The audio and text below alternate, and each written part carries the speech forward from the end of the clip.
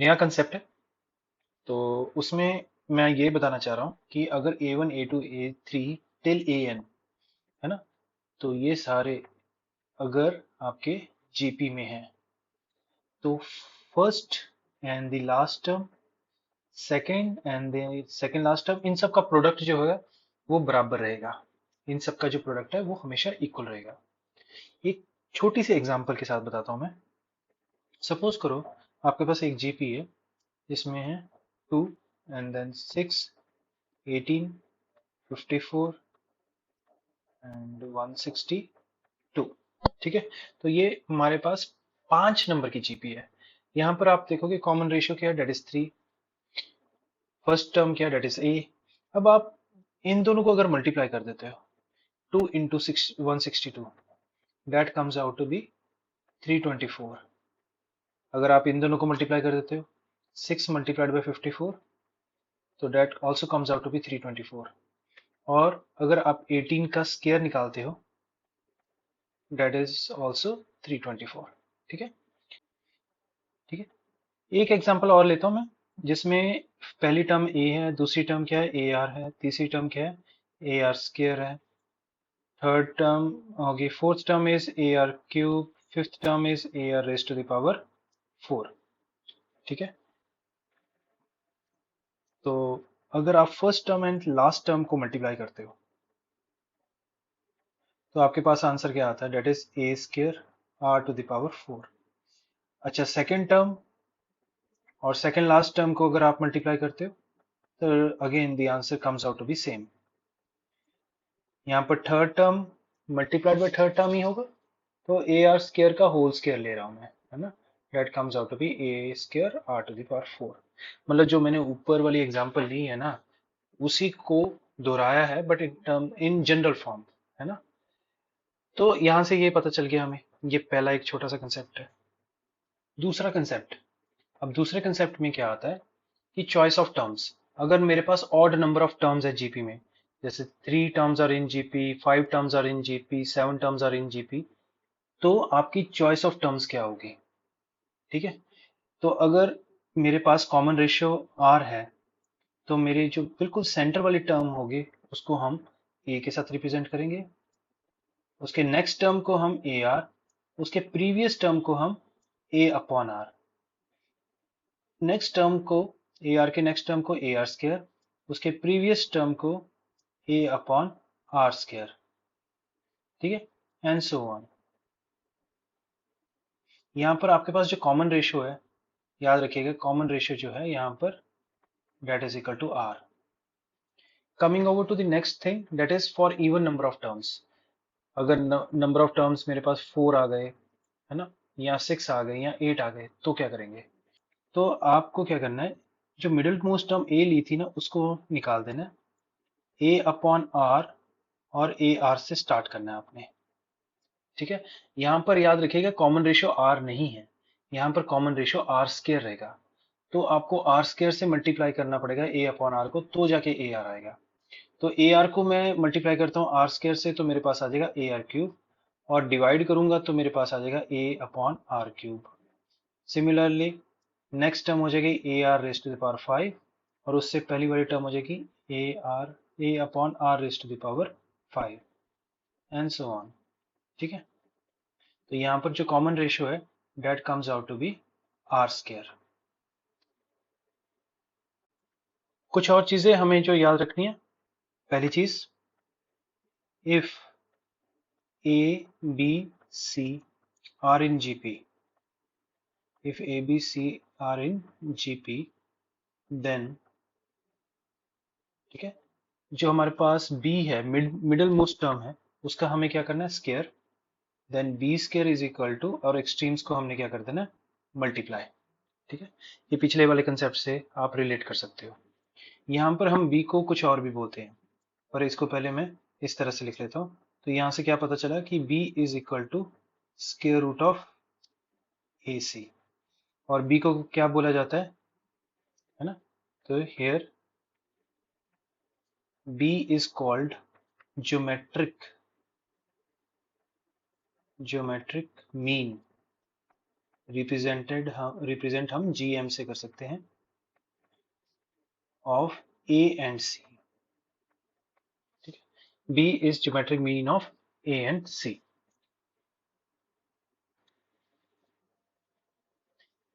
Given arithmetic mean of two positive numbers is twice their geometric mean. Find the ratio of these two numbers. तो simply said की भी हमें given है कि a plus b upon two, ये क्या होता है arithmetic mean, that is equal to twice their geometric mean. तो geometric mean of a and b क्या होगा, that is square root of a b. ठीक है, तो हमें रेशियो फाइंड करने के लिए कहा गया कि इन दोनों की रेशियो क्या होगी। ठीक है, तो इसको सॉल्व कैसे करते हैं, ये a plus b upon square root of a b, that comes out to be 4। ठीक है, तो ये आपके पास आ जाएगा a upon square root of a b plus b upon square root of a b, that is equal to 4। ठीक है, तो यहां से आप ये ड्राइव कर लोगे square root of a upon square root of b plus square root of b upon square root of a, that comes out to be 4। यहाँ पर हम इसको x प्लस 1 अपॉन एक्स ले लेते, डेट इज इक्वल टू 4, और where x equals to है ना square root of a upon b। ठीक है, तो यहाँ पर इन्होंने कहा find the ratio of these two numbers, मतलब मुझे x स्क्वायर की वैल्यू निकालनी है कुछ इस तरह से, है ना। तो यहाँ पर मैंने x square minus 4x plus 1 equals to 0 और x की वैल्यू यहाँ से निकाल लूंगा, that comes out to be minus b, that is 4 plus minus square root of d। अब b स्क्वायर क्या है, डेट इज 16 माइनस 4ac क्या हो जाएगा, minus 4 whole divide by 2a, that is equal to 2। तो ये बन गया 4 plus minus square root of 12 upon 2, that is equal to 4 plus minus 2 square root of 3 upon 2। Finally x equals to 2 plus minus square root of 3। ठीक है, तो इन दोनों की ratio क्या हो जाएगी, मतलब x क्या था, that was square root of a upon b, that is equal to that is 2 plus minus square root of 3। तो यहाँ से पता चला कि a अपॉन b क्या आ गया, that is square of 2 plus minus square of 2 plus minus square root of 3। तो ये आप अगर इसको सॉल्व कर लेते हो तो आपके पास आ जाता है 4 plus 3 that is 7 plus minus 2 to the 4 square root of 3। ठीक है, that is the answer. Next concept है inserting n geometric means between two numbers a and b। तो अगर मेरे पास दो नंबर a एंड b है, उनके बीच में मुझे n ज्योमेट्रिक मीन्स इंसर्ट करने हैं, वो कुछ इस तरह से होगा, a है और इधर मेरे पास b है, और इनके बीच में n geometric means g1 g2 g3 इस तरह से बीच में इंसर्ट करने, gn-1 और देन gn।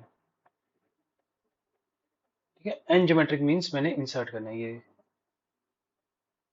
ओके, तो कैसे करेंगे, इसमें क्या होगा कि भी जब मैंने ये n ज्योमेट्रिक मीन्स इंसर्ट किए हैं तो a g1 g2 g3 फिर gn और b, ये सब के सब क्या हो जाएंगे, that will be in gp। ठीक है, तो यहां पर जो मेरे पास फर्स्ट टर्म है डेट इज a, जो सेकंड टर्म है that is equal to g1 which will be equal to a r raise to the power 1, फिर थर्ड टर्म जो है that is equal to g2 that equals a r square. तो यहां से हमने एक मतलब ट्रेंड देख लिया कि मेरे पास जो जी एन होगा that will be equal to a r raise to the power n, and that would be my like n plus one term. ठीक है, तो लास्ट टर्म क्या है, that is n plus second term क्या होगा, that will be equal to b. ठीक है, और वो किसके बराबर होगा, that will be equal to a r raise to the power n plus one. ठीक है, तो यहीं से स्टार्ट करते हैं, b is equal to a r raise to the power n plus one. तो यहाँ से b अपॉन a क्या आ गया, that is equal to r raise to the power n plus one. ठीक है, तो r की वैल्यू क्या आ जाएगी, that is b upon a whole to the power 1 upon n plus one. ठीक है, इसको मैं बॉक्स कर देता हूँ। ओके, जैसे similar to inserting an arithmetic means between two numbers, वैसे ही है। ठीक है, वहां पर क्या होता था, डी हमें पहले फाइंड करना होता था, that was basically b minus a. ठीक है ना, बी माइनस ए, और डिवीजन में आता था मेरे पास, that was n plus one. ठीक है, और ये जो है बी माइनस ए की जगह हो गया बी डिवाइड बाय, और मल्टीप्लाई मेरा हो रहा था one upon n plus one से, इसमें एक्सपोनेंट बन गया one upon n plus one.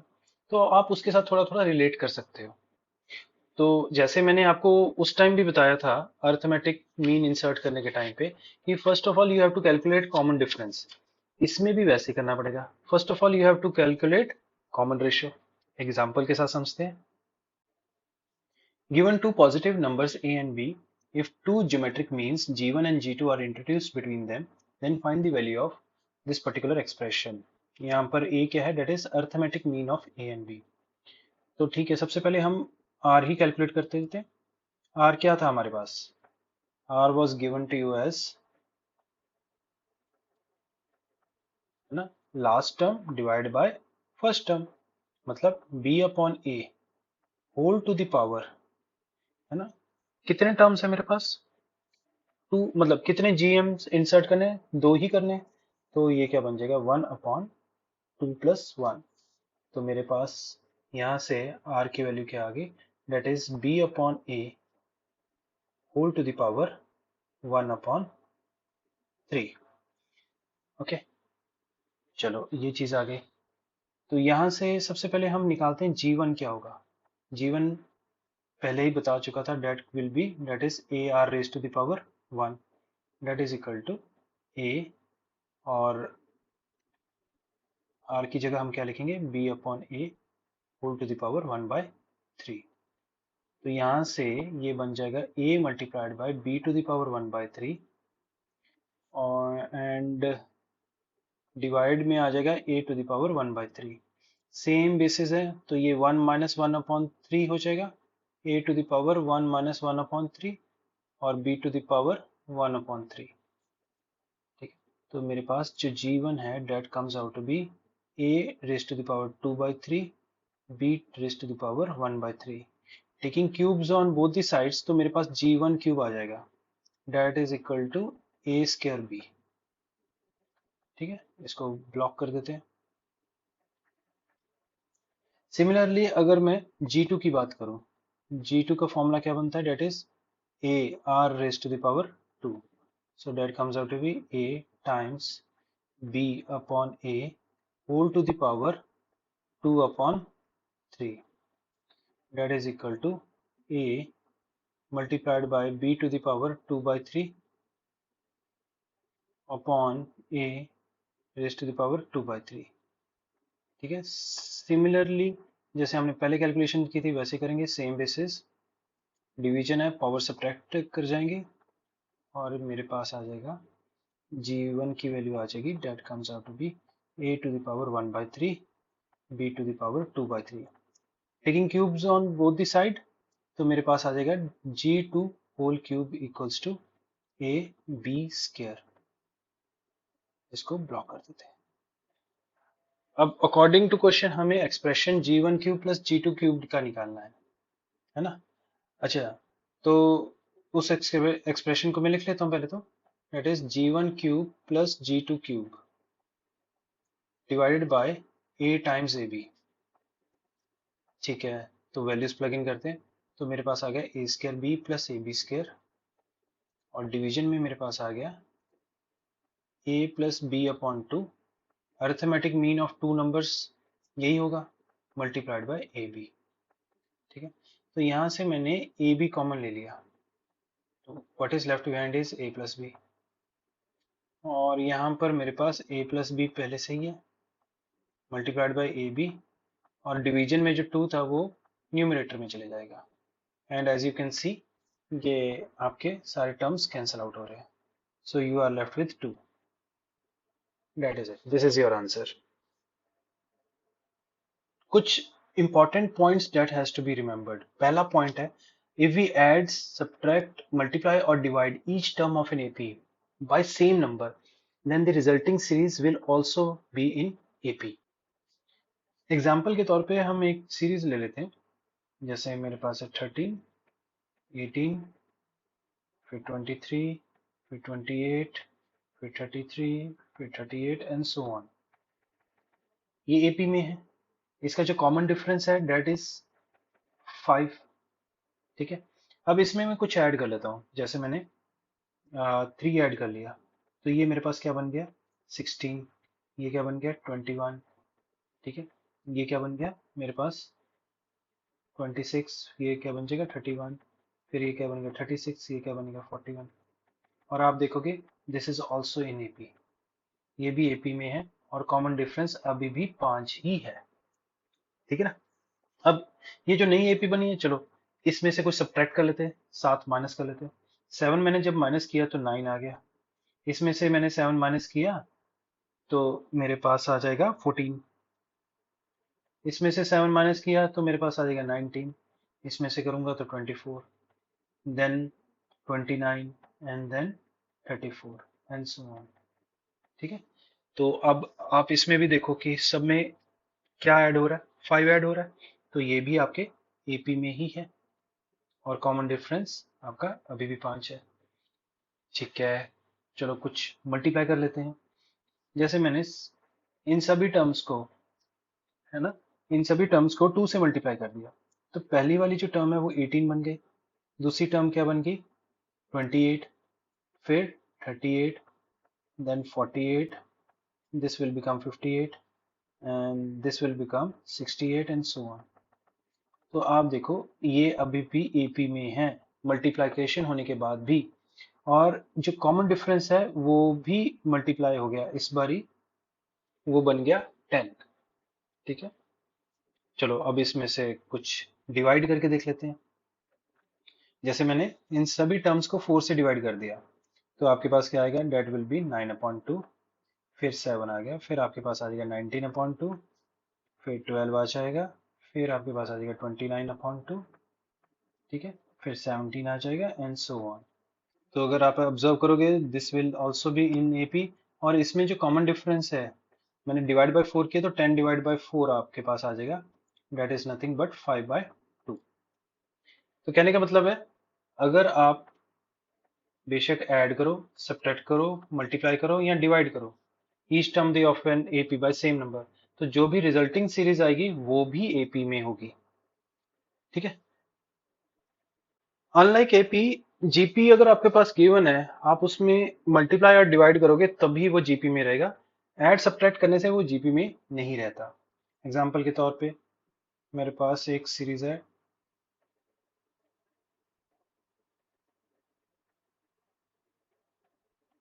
ठीक है, डेट इज इन जीपी, और इसमें आपके पास जो कॉमन रेशियो है डेट इज इक्वल टू 3. अभी मैं इसमें कुछ ऐड करूंगा.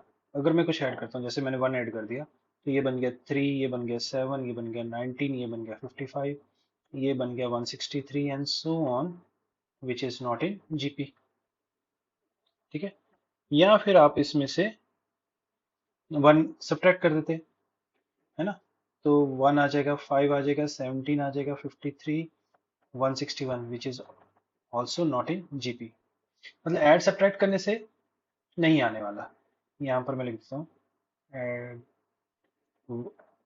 ऐड 1, और इधर मैंने क्या किया सब्ट्रैक्ट 1. तो अब हम मल्टीप्लाई करके देख लेते हैं. Multiply each term by 2.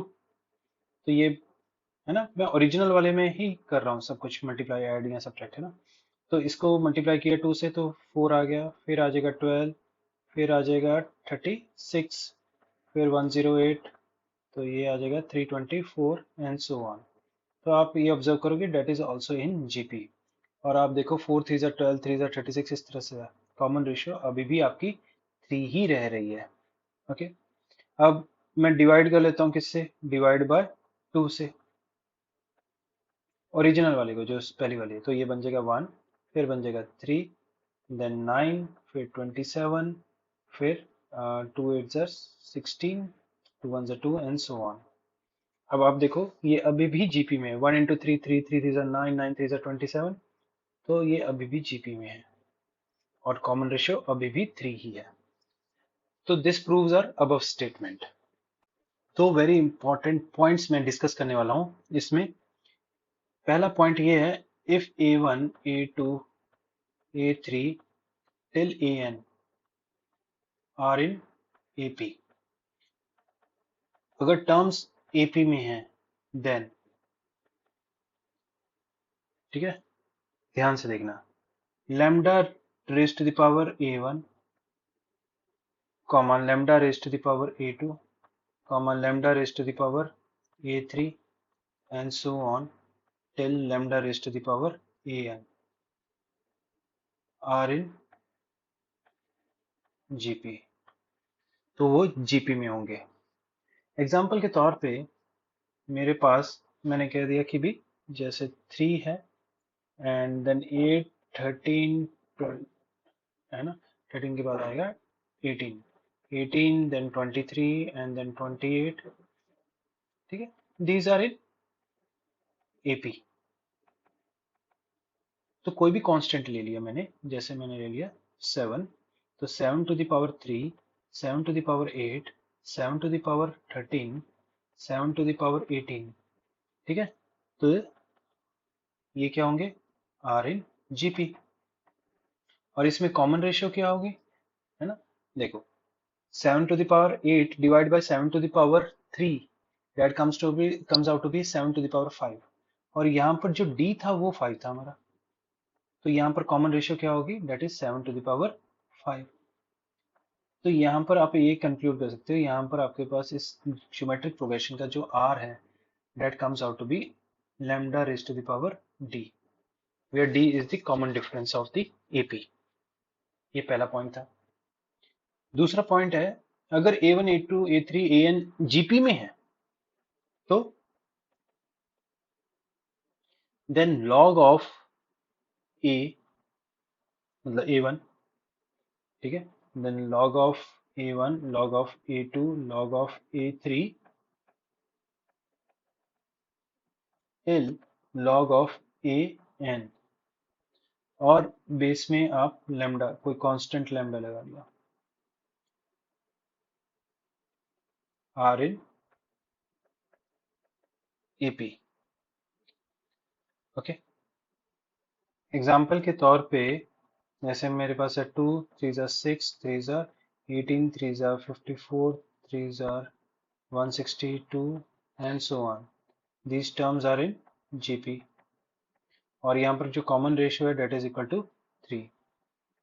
तो लॉग, अब यहाँ पर लॉग A1 मतलब लॉग 2, और फिर यहाँ पर log 6, log 18 and then log 54 are in AP, these are in AP।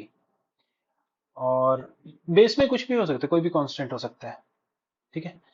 तो अभी अगर कुछ भी नहीं लिखता तो बाय डिफॉल्ट 10 होता है। अच्छा, कॉमन डिफरेंस क्या होगा, common difference will be equal to log 6 minus log 2 which comes out to be log 6 upon 2 which is equal to log 3, और 3 क्या था, that was कॉमन रेशियो। तो यहाँ क्या कंक्लूड करेंगे कि जो यहाँ पर जो कॉमन डिफरेंस होगा that will be log of common ratio and base में लैम्डा, ठीक है।